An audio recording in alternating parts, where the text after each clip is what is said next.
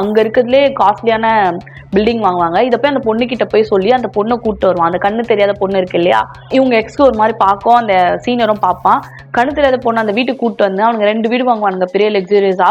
இவன் வந்து ஒரு மாடல் பொண்ணை, ஒரு பெரிய செலிபிரிட்டியை கரெக்ட் பண்றான், அந்த நட்டு இருக்கான் இல்லையா அவன் ஃப்ரெண்டு.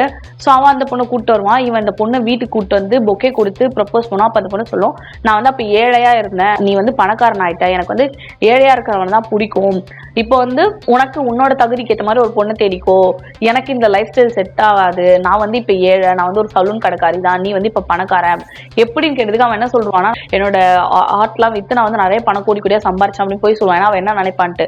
கொஞ்ச நாள் கழிச்சதுக்கு அப்புறமா இல்ல வேணாம் சொன்னதுக்கு அப்புறம் புரிய வச்சிருவான்.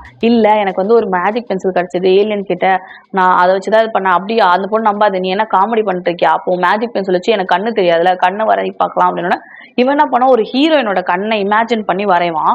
அந்த ஹீரோயினோட கண்ணு உடனே இவளுக்கு வந்துடும், இவளுக்கு கண்ணு தெரிய ஆரம்பிச்சிடும். ஒரு மாதிரி ஹாப்பியா இது வரைக்கும் இவனே பார்த்தது இல்லையா, கட்டி பிடிச்சோம் அப்படியே அவங்க லவ் எக்ஸ்ப்ளோர் பண்ணுவாங்க.